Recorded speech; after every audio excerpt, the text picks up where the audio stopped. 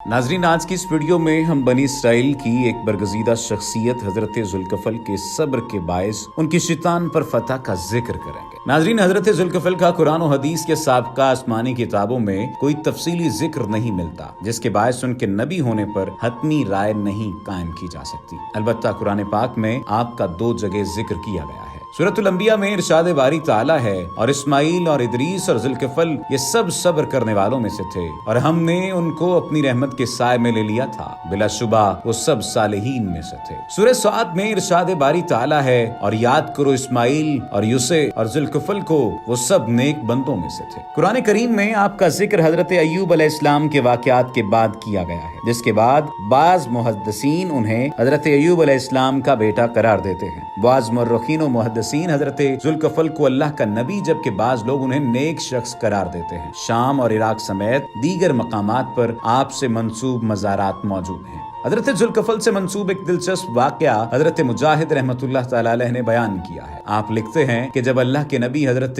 यूसुफ अलैहिस्सलाम ज़ईफ हो गए तो ख्वाहिश जाहिर की कि काश अपने मरने से पहले किसी नेक और साले शख्स को अपना खलीफा मुकर्रर कर देता, ताकि वो मेरे बाद दीन के जुमला मामलात बखूबी पूरे कर पाता, और मैं अपनी मौजूदगी में उसकी तरबियत भी कर देता, ताकि मरने से पहले बनी इसराइल की फिक्र से आजाद हो जाता। एक दिन हजरत यूसुफ अलैहिस्सलाम ने बनी इसराइल को जमा किया और फरमाया, ए लोगो, तुम देखते हो कि मैं बहुत बूढ़ा हो चुका हूँ। मैं चाहता हूँ कि अपनी जिंदगी में ही तुम में से किसी साले शख्स को अपना खलीफा नामजद कर दूं, लेकिन मैं उसे ही खलीफा बनाऊंगा जो 3 शराइत पर पूरा उतरता हो। पहली शर्त तो ये कि वो दिन में रोजा रखता हो, दूसरी ये कि रात को अल्लाह की याद में मशगूल रहता हो, और तीसरी ये कि उसे गुस्सा ना आता हो। अल्लाह के नबी की ये 3 शराइत सुनकर बनी इसराइल पर सख्ता तारी हो गया, और उनमें से कोई भी इन शराइत पर अमल के लिए राजी न हुआ। इतने में अचानक दूर कोने में बैठा एक आम आदमी खड़ा हुआ और बोला, मैं आपकी 3 शराइत पर पूरा उतरूंगा। हजरत यूसुफ ने अपनी शराइत दोहराते हुए पूछा, क्या तुम तीनों पर पूरा उतरते हो?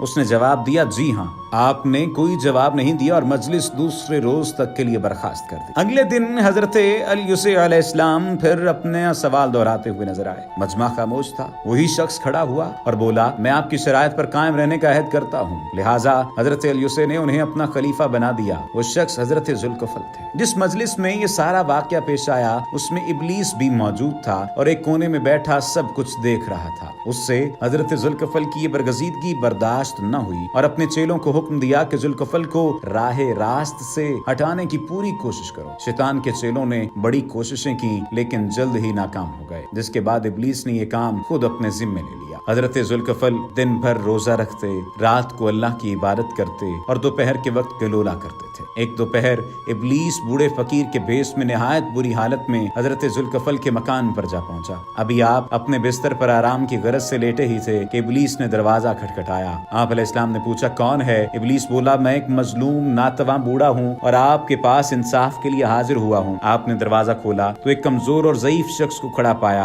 आप उससे बात भी न कर पाए थे कि शैतान ने अपनी कौम के जुल्म सितम की एक दर्द भरी झूठी दास्तान सुनाना शुरू कर दी, और उसे इतना तूल दिया कि हजरत जुल्कफल के आराम का वक्त निकल गया और शाम होने लगी। आपने उसे तसल्ली देते हुए फरमाया, अच्छा अभी जाओ और शाम को मजलिस अदालत में आना, तुम्हारी दाद रसी की जाएगी। शैतान चला गया। शाम को मजलिस अदालत में आप उस बूढ़े का इंतजार करते रहे, लेकिन वो ना आया। सुबह की मजलिस में फिर आपकी नजरें बूढ़े को तलाश करती रहीं, लेकिन वो नजर नहीं आया। लेकिन जैसे ही आप दोपहर को आराम करने लगे तो एक बार फिर दरवाजे पर दस्तक हुई। दरवाजा खोला तो फिर बूढ़े के रूप में शैतान मौजूद था। आपने निहायत नरमी से कहा, तुम्हें मजलिस अदालत में बुलाया था मगर नहीं आए। बूढ़े ने बड़ी लाचारगी से कहा, ए खलीफा, मेरी कौम बड़ी खबीस है। उन्हें जब पता चला कि आप मजलिस में फैसला करेंगे तो डर गए और मुझसे मेरा हक देने का वादा कर लिया, लेकिन अभी जब मैं उनके पास गया तो वो वादे से मुकर गए। हजरत जुल्कफल ने कहा, अच्छा ठीक है, आज शाम आ जाना ताकि तुम्हारा हक तुम्हें दिलवाया जा सके। उस दोपहर फिर बूढ़े ने आपको बातों में लगाकर कहलूला न करने दिया। शाम को आप उसके मुंतजिर रहे, लेकिन वो न आया। 2 दिन तक आराम न करने की वजह से आप पर नींद का शदीद गलबा था। चुनाचे तीसरे दिन दोपहर को नींद ने आपको आजिज कर दिया तो घर वालों से कहा, आज कलूले के वक्त दरवाजा हरगिज न खोलें। ताहम आप बिस्तर पर दराज ही हुए थे कि वो बूढ़ा फिर मौजूद हुआ और दस्तक दी।